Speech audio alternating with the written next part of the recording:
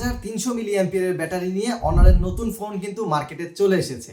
Viewers, কথা বলছিলাম honour X90 নিয়ে। ভাবতে পারতেছেন 8300 মিলি অ্যাম্পিয়ার দিয়ে একটা ফোন বাংলাদেশের মার্কেটে লঞ্চ করা হয়েছে। এই ফোনের ব্যাটারি আপনাদের শেষ করতে কতদিন সময় লাগবে আপনারা জানেন কি? জানতে হলে কিন্তু ভিডিওটা শেষ পর্যন্ত দেখতে হবে। আজকে আপনাদের জানাবো অনার X90 এর আগামাথা সবকিছু। তো চলুন কথা না বাড়িয়ে শুরু করা যাক।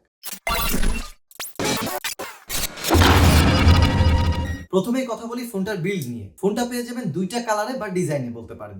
একটা রিয়ার প্যানেলে থাকবে ভিগান লেদার এবং আরেকটা রিয়ার প্যানেলে থাকছে গ্লাস। এছাড়াও ফোনের যে ক্যামেরার মডিউলটা আছে সেটা কিন্তু দেখতে বেশ সুন্দর। ফোনটা অতিরিক্ত ভারী না। 8300 মিলি অ্যাম্পিয়ার বলেছি, তার মানে কিন্তু এই না যে ফোনটা অনেক ভারী। ফোনটা বেশ লাইট ওয়েট, 193 গ্রাম ওয়েট আছে এবং সাথে থাকছে IP68 এর রেটিং। এবারে চলে আসি ডিসপ্লেতে। অনারের এই ফোনটা থাকছে 6.79 ইঞ্চের একটা অ্যামোলেড ডিসপ্লে, যা রিফ্রেশ রেট 120 হার্টজ। তবে এই 120 হার্টজ কিন্তু সব অ্যাপ্লিকেশনে পাবেন না, ম্যাক্সিমামে 120 হার্টজ পাবেন, কিছু কিছু অ্যাপে 90 হার্টজও পেয়ে যাবেন। পিক ব্রাইটনেস থাকছে 6000 নিটসের।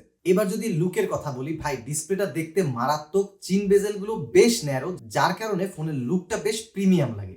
ডিসপ্লেতে কালার গুলো বেশ ভাইব্রেন্ট পাবেন। এছাড়াও ডিসপ্লেতে থাকছে একটা আন্ডারস্ক্রিন ফিঙ্গারপ্রিন্ট সেন্সর। তবে আমার কাছে মনে হয়েছে এই ফিঙ্গারপ্রিন্ট সেন্সরটা হালকা নিচের দিকে একটু বেশি চলে গেছে। সামান্য যদি একটু উপরে হতো তাহলে আরেকটু বেশি ইউজার ফ্রেন্ডলি হতো। এবারে কথা বলি চিপসেট নিয়ে। অনার X90 তে ইউজ করা হয়েছে স্ন্যাপড্রাগন 6s Gen 4। এই ফোনের বর্তমানে যে প্রাইস পয়েন্ট, সেই প্রাইস পয়েন্ট অনুযায়ী আমার কাছে ব্যক্তিগতভাবে মনে হয়েছে চিপসেটটা আরেকটু বেটার হলেও দেওয়া যেত। আপনি আনঅফিশিয়ালে এর থেকে নিঃসন্দেহে বেশি পেয়ে যাবেন, তবে অফিশিয়ালের কথা যদি চিন্তা করেন আরেকটু বেটার চিপসেট যদি ইউজ করতো তাহলে কাস্টমাররা আরেকটু খুশি হতো। এই ফোনটা দিয়ে আপনি ডে টু ডে টাস্কিং করতে পারবেন খুব স্মুথলি। এছাড়াও মাল্টিটাস্কিং করতে পারবেন, মাল্টিপল অ্যাপস ওপেন করে কাজ করতে পারবেন, এমনকি ভিডিও এডিটিংও করতে পারবেন খুব স্মুথলি। তবে আপনি যদি গেমিং এর কথা চিন্তা করেন, মিড লেভেলে যদি গেমিং করেন দ্যাটস গুড, আপনি ইজিলি করতে পারবেন। তবে আপনি কোনোভাবে হেভি গেমিং এর কথা যদি চিন্তা করে থাকেন বা যারা ডেডিকেটেড গেমার আছেন, এই ফোনটা তারা ব্যবহার করে খুব বেশি উপকার পাবেন না। এখানে আপনি দৈনন্দিন যে কাজগুলো আছে সেগুলো স্মুথলি করতে পারবেন। বাট আপনি যদি অতিরিক্ত প্রেসার দিয়ে গেমিং এর কথা চিন্তা করেন তাহলে আপনি একটু ফ্রেম ড্রপ বা ল্যাগ লক্ষ্য করবেন। তবে ভালো দিক হচ্ছে এই ফোনটা অতিরিক্ত হিট জেনারেট করে না। বর্তমানে আপনি এই ফোনটা 12GB এবং 256GB যে ভ্যারিয়েন্ট আছে সেটা মার্কেটে পেয়ে যাবেন। এবারে আসি ক্যামেরা নিয়ে। এই ফোনটার ক্যামেরা মডিউলটা কিন্তু দেখতে বেশ দারুণ এবং বেশ বড়। এখানে মূলত দুইটি ক্যামেরা আছে। 108 মেগাপিক্সেলের একটা মেইন ক্যামেরা থাকছে এবং 5 মেগাপিক্সেলের একটা আলট্রা ওয়াইড। এবার যদি একটু ক্যামেরা নিয়ে বলি, 108 মেগাপিক্সেলের ক্যামেরা ঠিক আছে, তবে আলট্রা ওয়াইডটা 5 মেগাপিক্সেলের বদলে যদি আরেকটু বাড়িয়ে দেওয়া যেত, লাইক 8-12 দেওয়া যেত, আরেকটু ভালো হতো বলে আমার কাছে মনে হয়েছে। এমনকি এই ফোনের ফ্রন্ট ক্যামেরা থাকছে 16 মেগাপিক্সেলের, সেখানেও আরেকটু ইমপ্রুভ করলে বেটার হতো। এবারে যদি একটু ছবির কোয়ালিটির কথা বলি, ভাই 108 মেগাপিক্সেলের ক্যামেরা, ছবির কোয়ালিটি যে খারাপ হবে এমন মোটেও না।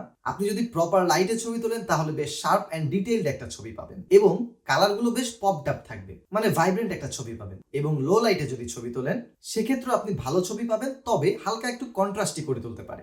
রিয়ার ক্যামেরা দিয়ে ভিডিও করতে পারবেন সর্বোচ্চ 4K 30 FPS এ এবং ফ্রন্ট ক্যামেরা দিয়ে ভিডিও রেকর্ডিং করতে পারবেন 1080p 30 FPS এ।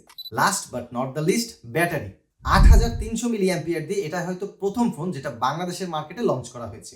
এত বড় ব্যাটারি দিয়ে এখনো পর্যন্ত কোনো ফোন রিলিজ হয়েছে বলে আমার জানা নেই। তবে যদি আপনারা মনে করে থাকেন যে এই 8300 মিলি অ্যাম্পিয়ার দিয়ে আমি 3-4 দিন কাটিয়ে দিব, এটা মোটেও সম্ভব না। হ্যাঁ, আপনি 10 ঘন্টা প্লাস এসওটি পেয়ে যাবেন, এমনকি প্রায় 2 দিনের ব্যাকআপও পেয়ে যাবেন। তবে ফোনটার সাথে পেয়ে যাবেন 66 ওয়াটের একটা চার্জার। সো ভিউয়ার্স, এবার যদি প্রাইসের কথা বলি, বর্তমানে মার্কেটে এই ফোনটার প্রাইস আছে 46,999 টাকা। এই প্রাইস পয়েন্টে যদি আপনি হিসাব করেন আপনি সবকিছু মোটামুটি ভালোই পাচ্ছেন, প্লাস অফিসিয়াল ডিভাইস পাচ্ছেন। আপনাদের কার কার এই ফোনটা পছন্দ হয়েছে অবশ্যই আমাদেরকে কমেন্ট করে জানাবেন এবং নেক্সটে কোন ফোনের রিভিউ দেখতে চাচ্ছেন সেটাও আমাদেরকে কমেন্ট করে জানাবেন। দেখা হচ্ছে নেক্সট ভিডিওতে।